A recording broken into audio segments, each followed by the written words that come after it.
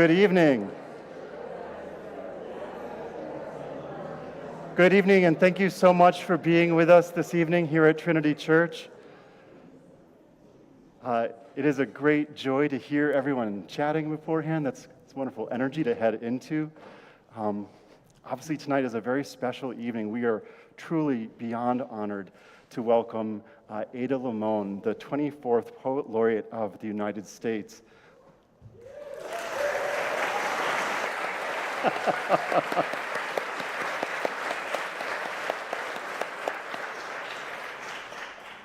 Ada's accolades are too numerous to mention, but among them, of course, 2024 Woman of the Year, a winner of the National Book Award, and I personally am the biggest fan of the project with NASA, the incredible mission to Europa, and I just think what other writer on Earth can boast an interplanetary audience? That is truly, I sort of hope that we send a manned mission there and to discover like all these little European gremlins who are just huge fans of Ada Limon. So it is such an honor and a delight. We've had the chance to mingle for a few minutes before, and I am just so excited for this evening. I also want to take a moment to thank the veritable army of volunteers that is making this possible, and the very generous congregation that has also made this possible. There's a couple of people I want to offer a shout out to. Nick Bartle, who is in the back. Nick,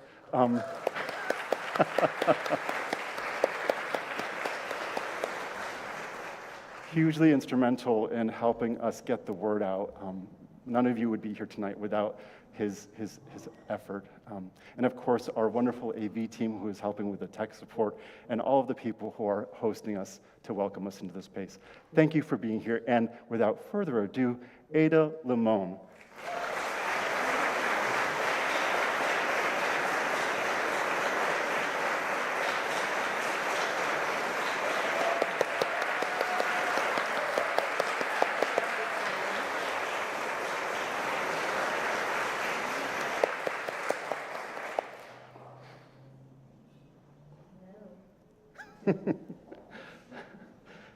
Hello. How are you? Oh, good. I'm good. I remember in one of your interviews there was that tweet, right? In was it 2020? Mm-hmm. Casual, warm, right? Normal. And normal. Yeah, the three adjectives. And so I was like, what are your three adjectives? Yeah. How are you feeling for real?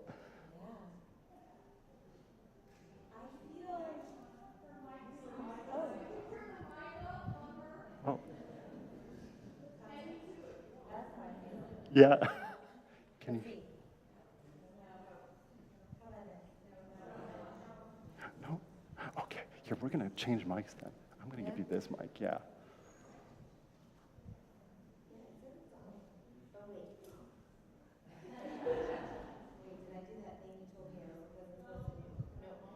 Okay. Here, you know what? What about that? What about that? Hold on one second. Does that work? That work? Yeah? Okay, I think we're good. We're good? Okay. Yeah. All right. Just maybe a little louder? Okay, it could be louder. What do you guys think? Testing, 1, 2, 3, 4, 5, 6.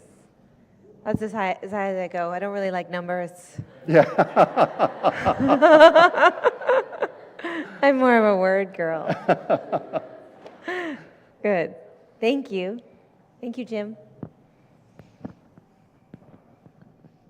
Hello. Hello. Remember when you were asking? Hello again. Remember when you were asking me how I was feeling? Right? Yeah. I'm doing great. Oh, good. Not really. No.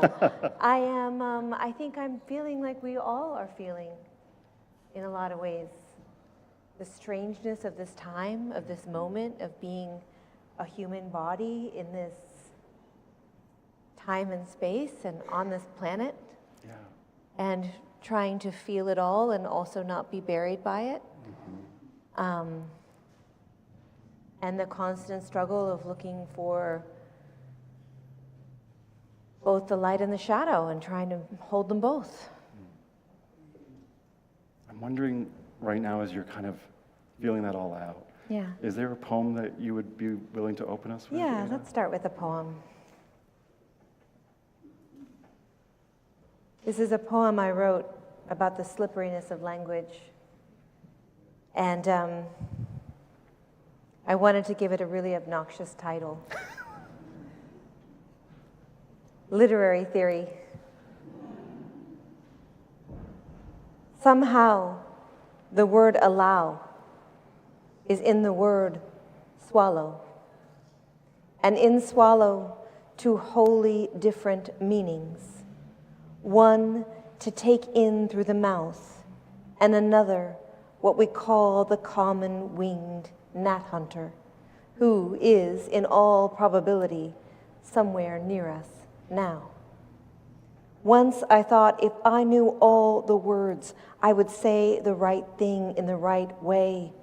Instead, language became more brutish. Blink twice for the bird. Blink once for tender annihilation. Who knows what we are doing as we go about our days lazily choosing our languages? Some days, my life is held together by definitions. Some days, I read the word swallow, and all my feathers show. Thank you.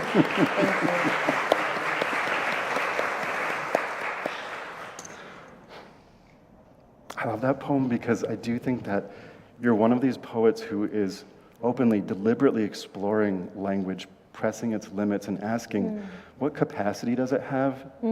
How does it bear capacity in this moment? And that search for the right words and the right kinds of names. And I was curious about the title because startle is a word that I encounter in its verbal form. Yeah. I don't think I've ever heard it in its nominal form, in this startlement. Yeah. And so I'm wondering, is there a story behind that you'd be willing to share with us? Yeah. Startlement is really amazement, wonderment, the willingness to be soft to the world and be moved by it. I also think of it, since it's a new and selected, I was thinking about what you could name a collection of poems. And then I thought about the nouns, the collective nouns we have for birds. And I was thinking, oh, it could be a startlement of poems. I love that. And so I really wanted to have an idea of wonderment, the idea of being amazed, and to surrendering to all that is this life. And of course, the word is Shakespearean, so I thought, well, turns out making up words he was really good at it. Shake is a good point of reference, isn't it? Yeah, that guy. We're going to do that. That bard. That old bard. Yeah. I wonder about language. We've been talking about language a bit here at Trinity in the last few months, looking at language and thinking about this moment in our collective life when I think language is being strained in unprecedented ways. And I'm wondering, where do you think poetry has, again, that capacity to invite us into places that could offer startlement and perhaps reorientation? What is your take on that? I mean, I think that one of the reasons I find refuge in poetry is because it does admit to the failure of language. It's at once really powerful language, and at the same time recognizing that it is not enough to speak in language, but that it is also song. And, poetry is a song on the page. And it's not waiting for music. The music is there. And so you're also honoring breath in a poem. And you're allowing for breath, which allows for presence. And the more that you can breathe in a poem and take your time with a poem, the more present you are in your own embodied self. And so for me, when I think about reconnecting, I'm always thinking about poems. I think, oh, that's where I can go, because I can think that breath is there. And we always read for sense, we think of the sentence structure, and we're looking for meaning, and we're looking for sense. And with poetry, you're looking for music, you're looking for feeling, you're looking for an emotional reaction. It's so much more involved. And so language becomes a different thing. And some say heightened, but I don't know if it's heightened or if it's lower than that, if it's more rooted. And it's more of the voice below the voice below the voice. And in some ways, the original music. You are the music while the music lasts. Yeah. That wonderful line from Eliot. Yeah. I'm hearing this, and I'm remembering another conversation you had where you talked about that distinction between prose and poetry and what it means to honor the line. And I, as someone who tries often unsuccessfully to pray, I think that so much of a spiritual life in general is about honoring the line. Yeah. And I'm wondering if you could help unpack that a bit. You also have a meditation practice. Yeah. Yeah. Yeah, I have a daily meditation practice, and it has saved me over and over and over again. I've been meditating since 2007, and I find it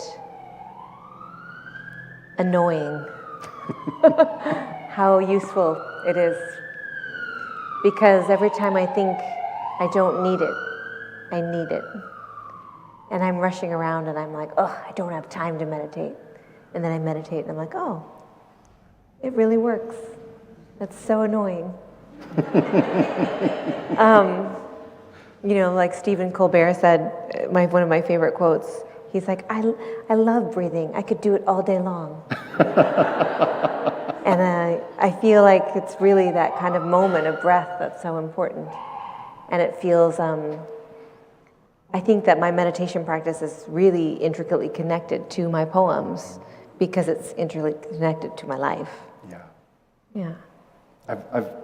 When people ask, why poetry? Why are we bringing a poet? I'm like, I sort of think of poetry, reading and writing poetry, as like the yoga for the soul. Yeah. Right? We have to come back into ourselves, experience the breath, and also to push those limits, to explore those limits. Yeah. And I think that the way that you do that, being conscious of language as an artifice, also allows you to relate in a way to the natural world that feels refreshingly honest and at times sweet, deeply sincere. And I'm just curious about this. Again, how does language become that portal of connection for you in these moments? Yeah, I think that, I don't know, like many of us, we have this beautiful place that we live. It can go unnoticed. And I can think of how many times I've been like, okay, I feel wrecked by the world, by senseless violence, by celebrated violence, by whatever it is that is wrecking me. And there's a lot to wreck us. And I think I'm going to go to the woods, I'm going to go to the creek, and if I'm not present, it doesn't really matter. And then I'm not there. I'm not experiencing it. And so I think with poetry, it becomes a portal like meditation, where it is that idea of slowing down. I think of that line by Emily Dickinson I always come back to, which is, not knowing when the dawn will come, I open every door. And I think there are times, and now is one of them, that we have to open every door. So it's whatever works. Sometimes people will say to me, well, does everyone need to read poetry? And I say, no, absolutely not. If you hate poetry, that is okay. But you have to love something. And that something should allow you to return to loving yourself. And for me, poetry is a way that makes me present in the natural world, And because sometimes I feel like our relationship with the planet is so broken in many ways because we can only see us as takers. And we can only see us as, we call, in official language, we call the earth natural resources. Like it's just for taking. And so for me, when I write poems to the natural world, I am invoking a system of repair for me in which I can speak back to the natural world, to say something to a tree, to say something to a flower, and to not for a moment think that is, for the lack of a more nuanced word, insane, but instead think it's the sanest thing you can do, which is to speak back in kinship to the planet that we share. And poetry to me has been the language that repairs that relationship so that I feel like I can make even the smallest, tiniest offering back to what sustains me. I'm not sure I would call this small and tiny, but your offerings are incredible. Wow. As you were talking, I was thinking again to Sunday and to something that we were talking about here on Sunday about in ancient Christian theology, the idea that if God creates the world through speech, then everything is endowed with the power of divine speech and with a kind of word that we can access if we listen, right? But that we have turned a bit deaf, haven't we? As you listen to the natural world, as you focus your attention on it, where do you find the places that we need to be listening more? And what are you hearing? You know, it's interesting because when you listen to the world, it changes and it surprises. You know, I have this thing that I do. I travel a lot and I read a lot, and I try not to. They'll say, "Do you have a set list? You know what you're reading?" And I try not to. And that's because, I have gone in with a set list and thought, these are the 10 poems I'm going to read. And I remember where I was reading in LA at a small campus. And I had the list and I was very organized, and I came in and I thought, well, let me just check my phone really quick before I go in. And there had been a school shooting. And everybody was thinking about it. And all the poems that I had brought in were not they were good, but they weren't relating to what we were going through, processing in real time in that moment. And so I think for me, a lot of what I do is trying to really honor gathering the way that we are doing this right now, really honor gathering. And that if I say that I'm going into the natural world and listening, right? I also need to be listening to this natural world that is you all right now, and receiving and giving back and receiving and being present in this way that feels like, oh, this is another way of communicating, which is in our silence and our breath and our presence. And I think I'm very aware of that. And so I think it changes. I think there are some times where I'm listening and I'm feeling a great deal of grief. I think overwhelmingly it feels fear and anxiety deeper than I've ever felt before, and that there's a lot coming to that. And I think that it's a really strange place to feel fear and anxiety in a time where no one can say that that's not okay. Right? Because yes, that is a true feeling, and it is the right response to what is happening. And so I find, I used to laugh with my friend who always was wondering about my meditation practice. And she said, well, what if you're really worried about something? Like, what if you have to pay your taxes? Do you still meditate? And I said, well, if I have to get the taxes in the mail or to the place or whatever it is, I'm going to do that and then meditate. It's a lot easier. And so sometimes now I feel like even with writing, I also need to be gathering in a collective, actionable way, or I need to do something that feels of service, whether it's helping on a small level my two parents that I love and I live close to, and I need to drop off food and take them to the dentist and the doctor and just be of service. Or if it's on a larger level and think about what we can collectively do as artists, or what, all of these kind of things. And I think sometimes it's very easy to surrender to a powerlessness, and I can be guilty of that. And I think that we're all looking for ways in which we can be empowered in our own realms in which we live, not just on a larger scale, right? Yeah. Not just if everybody does this, we will be okay, but what can I do today? And I think that's, we need to take a little bit more, at least for me, I should say for me, when I say we, for me, I know that I need to take a little more moment to do that. Like, what can I do today? Because there is something. And but I'm feeling a lot of that fear, anxiety. Yes. I'm sure that you're feeling the same thing. Absolutely. Yeah. I've been reflecting on your role as the 24th Poet Laureate. Me too. Shockingly. So weird. Can you imagine? But I mean, what was it like for you, Ada, with, here you are out, consecrating the national parks with these like sacramental installations, these words to bless these common spaces, and to benefit from the leadership of Carla Hayden at the Library of Congress, to be in the only, as far as I know, the only arts role in the country that is a government-sanctioned role, right? With a remit, not just an honor or an award, but a remit to do and to advocate and to promote. What was it like for you, particularly towards the end of that laureateship, as you're facing these forces that are undermining the very ideals of the institutions that you are being called to serve through the role? Yeah. It was really difficult.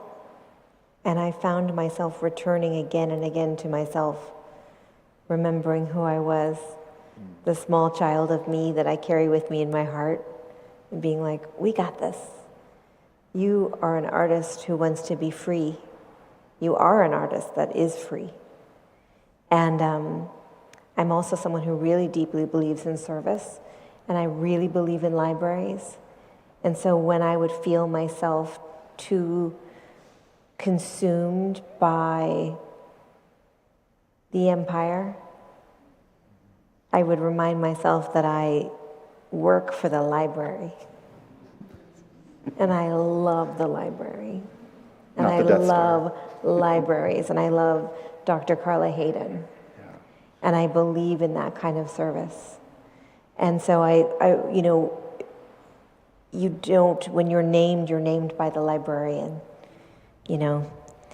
You get a small stipend that's not even from the library itself.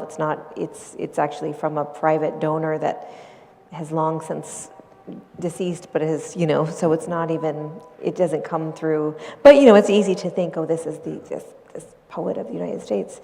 And I think, oh no, I'm not the poet of the United States. And then what would happen to me was like the things that I could love would be the land. And that's what led me to the project with the National Park Service. Because then it was like, oh, look for the helpers, right? Like Mr. Rogers says, look for the helpers. You look for the National Park Service. You look for the libraries.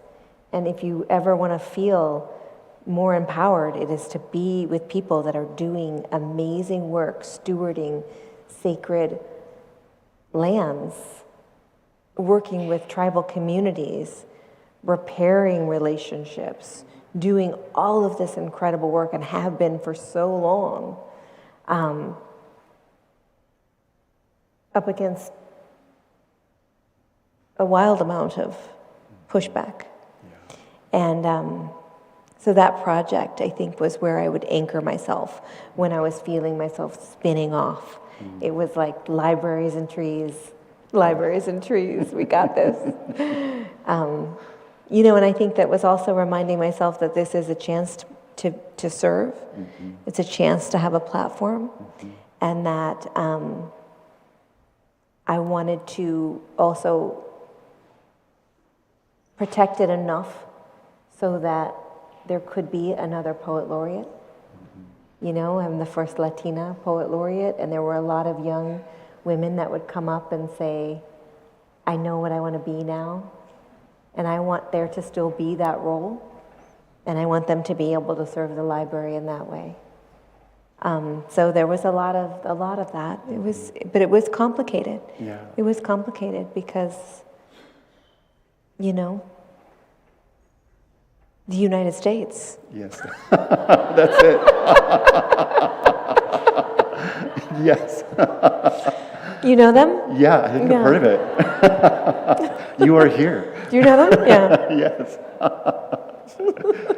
I mean, I also love that because the fear and the anxiety of this moment, part of it is the ecological stuff, the climatic stuff, the geopolitical stuff. Part of it, too, we're in Silicon Valley. Yeah. Part of it is the technology stuff. And I think a lot about our young people. I think a lot about young poets. And you have a powerful story about, really discovering poetry as a young person. And I just thought, what advice would you give to her entering this environment where, Anthropic just settled a $1.5 billion lawsuit and AI leaders are saying everyone can be a poet and an artist. We're democratizing art. What is the response? Yeah. I think that we need to be more human now more than ever. I think that this is a time to remember what makes us human. And I think that we have to remember that we have a soul. And it was really funny because probably 5 years ago, I would be like, ugh, the word soul. Like, unless it's the music, I just don't know if I even want to talk about the soul. Like, where is the soul? But now I'm like, no, this is it. This is it. This is the time to embrace that. This is the time to be as human as we possibly can and to kindle the parts of us that are human. What was the Carl Jung quote that was, our sole purpose is to kindle the light in the mere darkness of being. We have to kindle the light, and we have to kindle it big time. And I think that it's really interesting to me that what we are doing with artificial intelligence is asking it to make art. And I think it's the human experiment of wondering if something we've created has a soul. And I don't think it does. And so I think that if we want to use artificial intelligence personally, let it clean the oceans.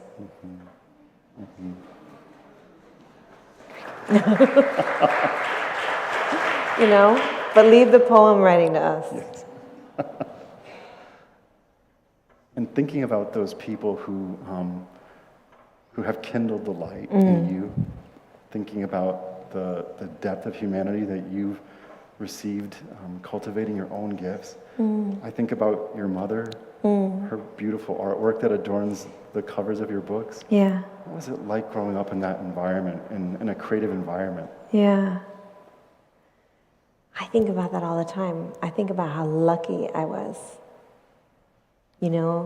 Usually there's someone in your life that told you not to be creative. And then there might have been someone in your life that said, oh, you should be creative. And if you're lucky, you had that person, and that person loomed large. My mother's a painter, and she's painted every cover of all of my books, which is one of the most beautiful collaborations I've ever done. And when we were putting together Startlement, I wanted her, the cover of the painting to be on the cover again. And they said, well, we want it to look a little differently since it'll be a new and selected, so it has to look like a new and selected, which I understand. Beautiful press, and they're very sweet. But then they said, oh, the designer, Mary Austin Speaker, who's a wonderful human, said, what if we put the painting in your name? And then it's on the inside flaps, which is her painting. And I thought, I showed my mom before. I wanted to get her approval, and she said, oh, I love that. She said, look at how you came out of my art. And I thought, oh yeah, there you go.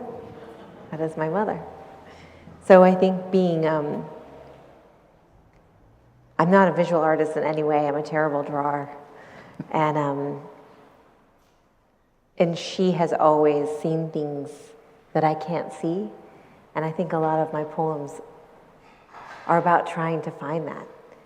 Like, recognizing that someone's brain works differently and their visual acuity or whatever it is works in a strange way. And I thought, yes, I can do it, but I can't do it visually. I can only do it with language. Yeah.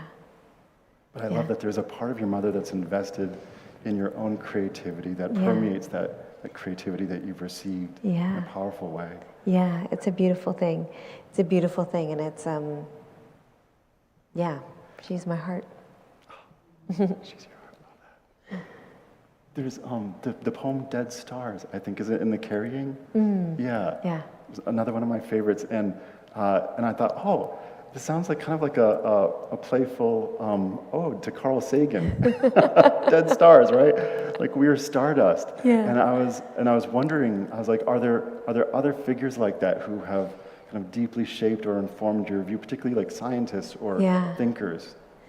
Yeah, I'm always impressed with people who can think about something and dissect it. Because for me, everything feels so interconnected and it doesn't feel alone. So when people say, oh, this is particles and I can see this is what this is, and I'm like, what? Because for me, I tend to think, oh, I can go out, and then I can see the water, and then I'm like, oh, they were on the planet. And I can get there really fast. And so the people that can do that work on that really small level, that has always really just excited me. I think of the work of Robin Wall Kimmerer. Her book, Braiding Sweetgrass, was really important to me. The way she spoke about the natural world that was both as a scientist and a teacher and also with indigenous wisdom. I think that was a really important person to me to just learn from, but there were so many teachers. And I think all of them had a brain I envied, and I don't have it, I don't have that brain, but I have a different brain. Yes. And I'm, it does its own thing. But I remember, I think that those people that you can sit and watch and go, how do you see that? How do you do that? Like great musicians who can hear something and go, oh, this is this, and then just translate it immediately into a song. Like that is so awe-inspiring to me. Yeah. Can I ask a question about your process a little bit? Yeah. How do you do that? Yeah. How do you do this? I mean, and is there a place? The natural world is enormous, and there are so many elements. Is there somewhere where you feel most at home, most inspired, that you go to connect? Yeah, I think of there's a creek that's by my house, and it's just a small little creek. It's seasonal, and I go to it daily now.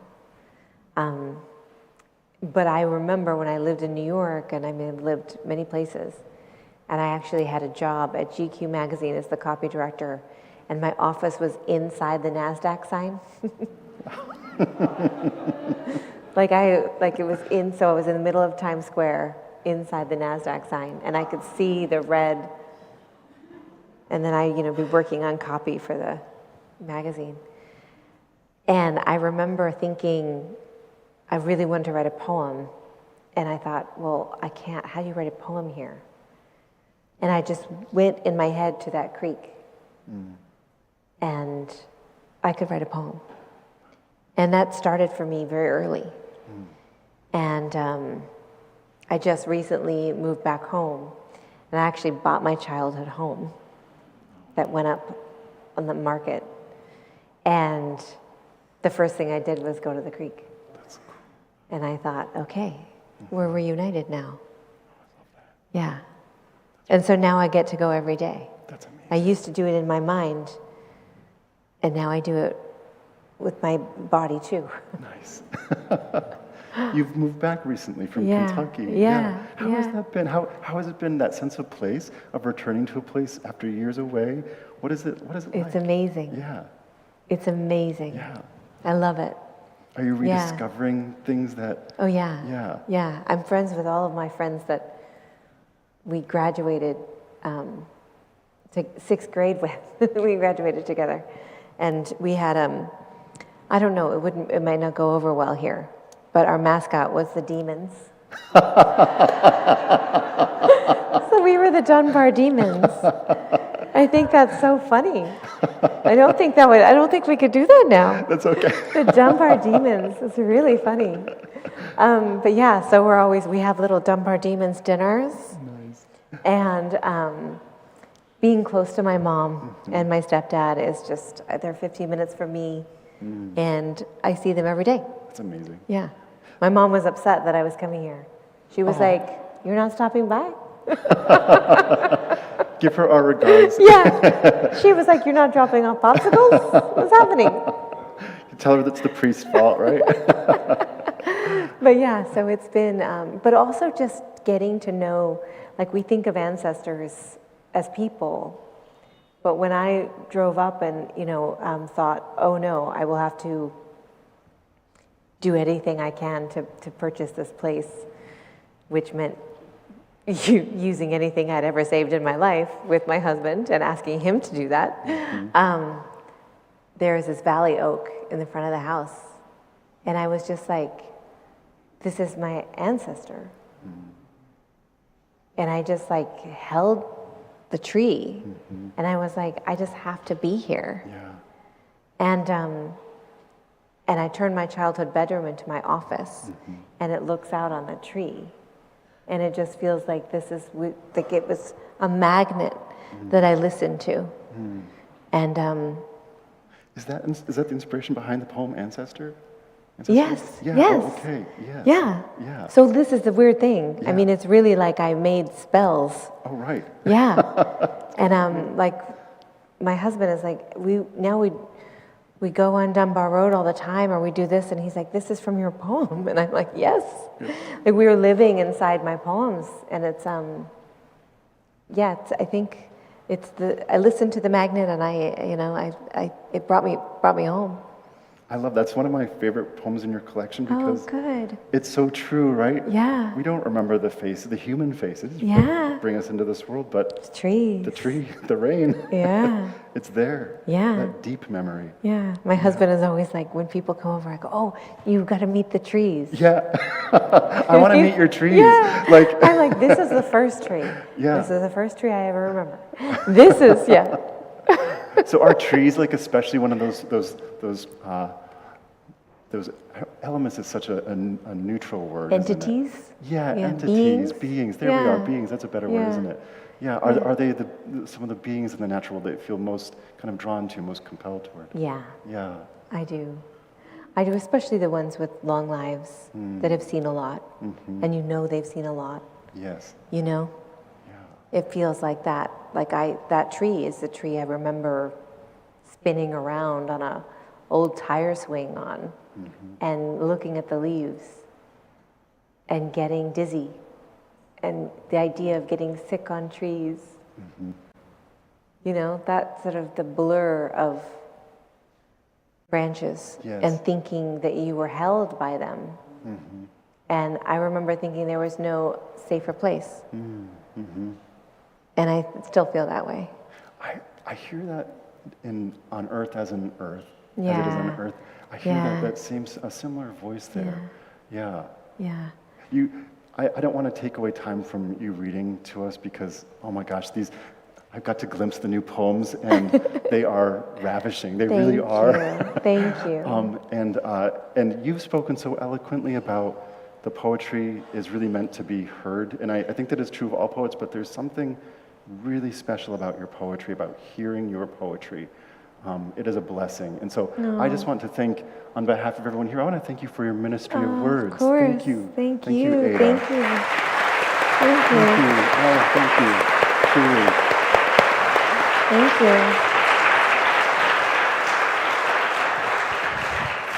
you. You're such a deep reader. It's true, I can tell. Would you like to hear some poems? Okay. Yeah, all right.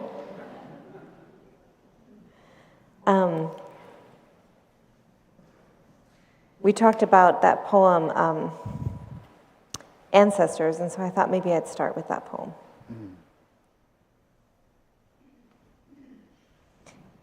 I wrote it for trees, but I also wrote it for anyone who's ever been asked, where are you from?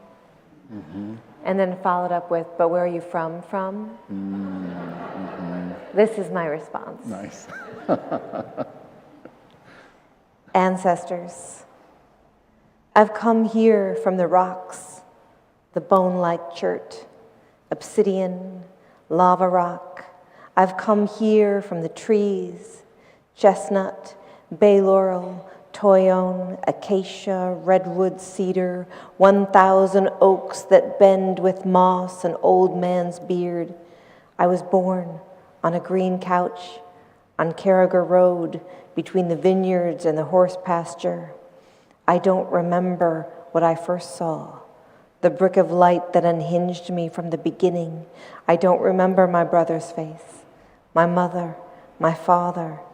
Later, I remember leaves through car windows, through bedroom windows, through the classroom window, the way they shaded and patterned the ground, all that power from roots. Imagine you must survive without running. I've come from the lacing patterns of leaves. I do not know where else I belong.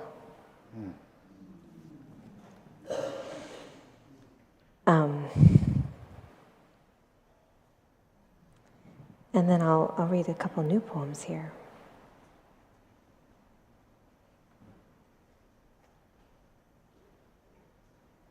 When I was putting together the new and selected, I said, I feel like that's something for older poets. And they said, we're ready for you to put together your new and selected. Is that like when you get your AARP? Like Yeah. By the way, this book is just in an AARP list. Oh, no.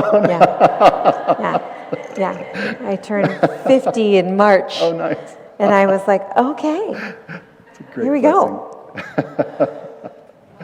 Thank you. Me and the tree made a plan. Nice. I said, I'll give you another 50 if you give me another 50. This is a poem that is about making art, but also the sort of the blurred lines of things that I can see. And I was meeting with a neuroscientist that said, truly, the fact that any of us can communicate to each other at all is remarkable because our brains are so different. So this is about that. The endlessness. At first, I was lonely, but then I was curious. The original fault was that I could not see the lines of things. My mother could. She could see shapes and lines and shadows, but all I could see was memory, what had been done to the object before it was placed on the coffee table or the nightstand.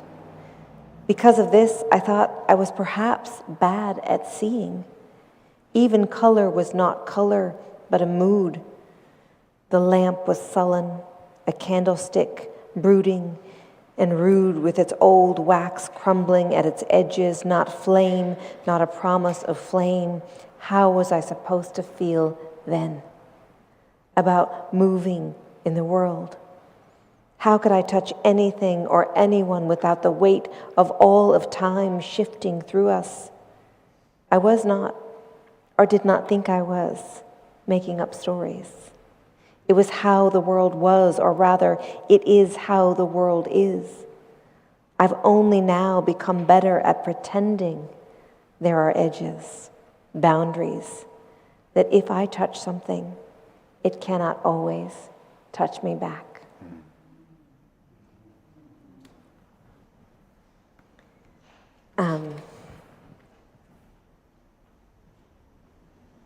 Someone said I'd written the poems about sort of first experiencing things, and he said, "Can you remember things when you were 5 or 6?" And I thought, yes, that's what that poem is. I remember that, And I recognize that is different for some people, but I do have that experience. This is a poem I wrote when I was living in New York, or I should say it's about a time when I was living in New York, and it's a poem I wrote when I was trying to remember goodness. I should say, does everyone here know what a churro is? Okay, yes. We're in California, so we know what a churro is. Do you want me to go up there? Is that better for the people? Okay, yeah, I can tell. Yeah. I just realized that there were people in the back going like this, and I was like, I'm small. I'm small but mighty. Yes, you are.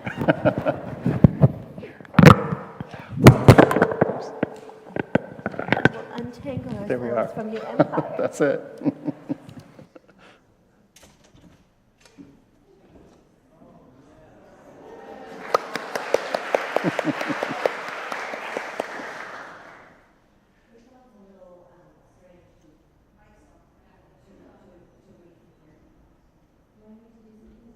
No, the mic should be able to be on. Let's see. We need to do that. No, I think it's on now. Oh. Yeah, there we go. Just takes a minute. It just takes a minute. Mm-hmm. Is that better? Yes. Yeah, I'm a little small down there. I'm a little small everywhere, actually. Hi, I didn't see you before. Thank you for being here. A few poems for you. We were talking about churros. It'd be amazing if, like, right now, churros just were delivered.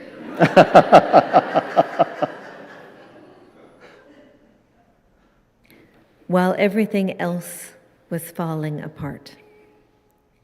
In the Union Square subway station, nearly 15 years ago now, the L train came clanking by, where someone had fat sharpied a black heart on the yellow pillar you leaned on during a bleak day, brittle and no notes from anyone you crushed upon. Above ground, the spring sun was the saddest one, doing the work, but also none. What were you wearing? Something hopeful to show the world you hoped. A tall man was learning from a vendor how to pronounce churro. High in the sticky clouds of time, he kept repeating churro while eating a churro. How to say this made you want to live. No hand to hold, still here it was. Someone giving someone comfort, and someone memorizing hard how to ask for it again.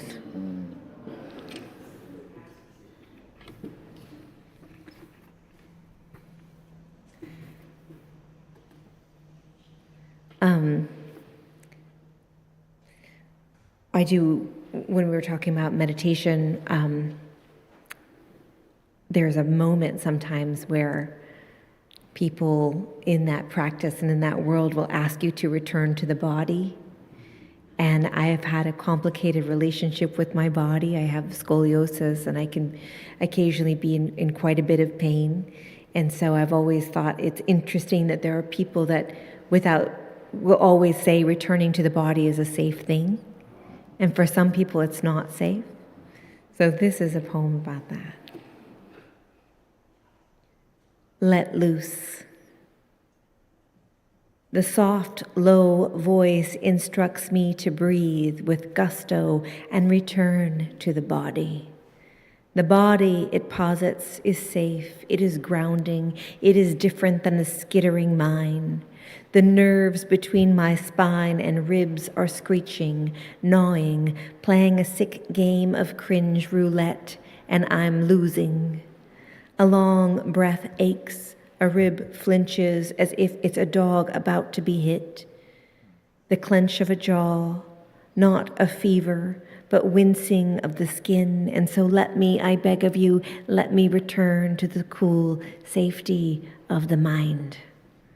I stand in defense of the mind, my own crass and psychedelic vivacity, the mind that wanders, that illuminates, this quaking aspen, this sugar pine, this ponderosa, and imagines lying against the icy grass, imagines each trembling green blade, soothing nerve endings, every too-alive glial cell coming to heal. The watery voice again swears the body will bring a sense of ease. But roughed up, I'm ready on the gondola, gliding up the mountain, shedding each part of my skin self as I go. There a limb, there a nervous system. Anything that yowls is let loose. Watch each part of me released and become something entirely acrobatic and weightless, not flying but not falling, just entirely in love with the air. Oh, look at how gorgeous I am. Falling away from myself, no body at all, just the mountain, just the breath of the mountain. No, not even the breath of the mountain. Nothing that can be hurt or taken, nothing that can be broken into or scarred, something invisible and just how I imagined.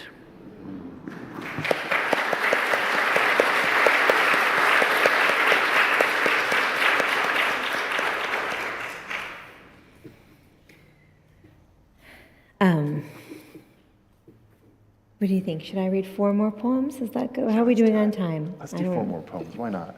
Are we What's good for 4 more time? poems? Yeah, we're at 7. We could do a few more minutes. Go for Okay. it. Yeah. I'll do 4 short ones. Would you finish, though, with the In Praise of Mystery? Yeah. Thank you. I was already going to do that. All right. You sent it to me in your brain. Okay. We have those flowers, those beautiful flowers called naked ladies. You know the flowers? Okay. They're pink, beautiful lilies, if you don't know. And they're called naked ladies. So I wrote this. This is a California poem. Every blooming thing. Shot out in the sun, those pink blooms mouth the fall air like needy fiends brightening with desire. Long ago, before I knew the difference between skin sack and petal, I told my parents I wanted to be a naked lady. Those flamingo flowers standing tall along the highways and back roads, even when all the grass was gold and crisp with flame danger, those lilies, they never seemed to tire, never lost their surprise or their softness. I didn't know then it was wrong to wish to be a naked lady, wronger even to wish to be a flower. Thank you.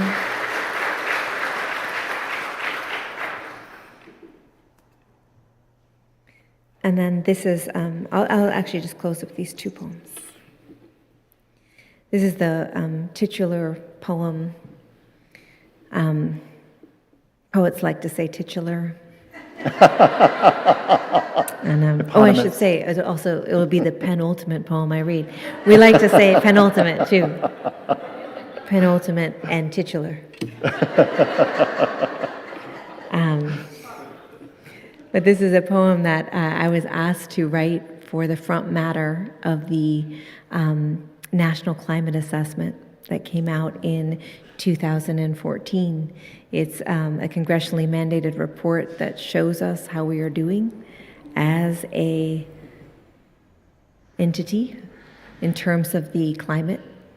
And one scientist followed me out and was in tears.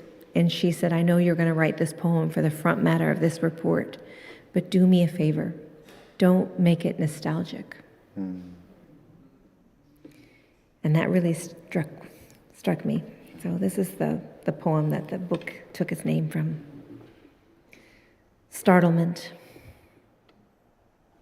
It is a forgotten pleasure, the pleasure of the unexpected blue-bellied lizard skittering off his sunspot rock, the flicker of an unknown bird by the bus stop, to think perhaps we are not distinguishable, and therefore no loneliness can exist here. Species to species in the same blue air, smoke, wing flutter buzzing, a car horn coming. So many unknown languages, to think we have only honored this strange human tongue.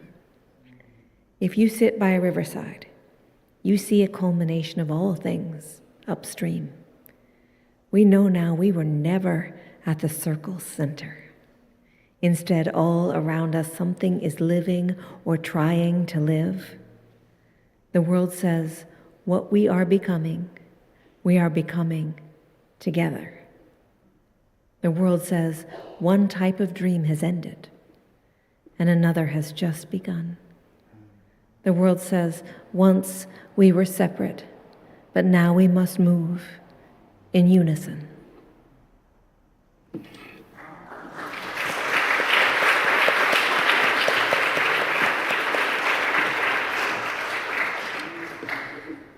And the last poem I'll read is a poem that is engraved on the spacecraft, the Europa Clipper, which was launched into space on October 14th, 2024, in my own handwriting.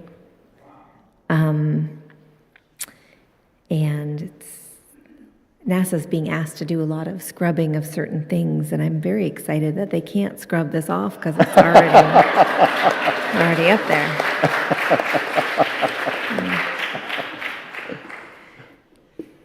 But I realized that trying to write a poem that was for out there, and being someone who is a climate activist, it felt really important that it wasn't a poem for out there, but that it was a poem for right here. In praise of mystery. Arching under the night sky, inky with black expansiveness, we point to the planets we know. We pin quick wishes on stars. From Earth we read the sky as if it is an unerring book of the universe, expert and evident. Still, there are mysteries below our sky. The whale song, the songbird singing its call in the bough of a wind-shaken tree. We are creatures of constant awe, curious at beauty, at leaf and blossom, at grief and pleasure, sun and shadow. And it is not darkness that unites us, not the cold distance of space, but the offering of water. Each drop of rain, each rivulet, each pulse, each vein. O second moon, we too are made of water, of vast and beckoning seas. We too are made of wonders, of great and ordinary loves, of small invisible worlds, of a need to call out through the dark. Thank you. Thank you so much. Thank you.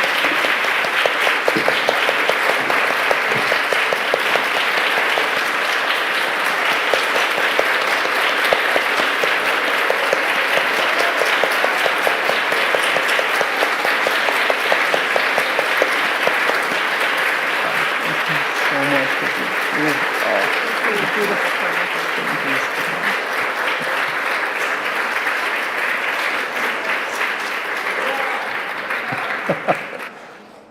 There will be an opportunity outside to have our book signed. Kepler's is right over there in that little space with the outdoor thingy with the notice signs.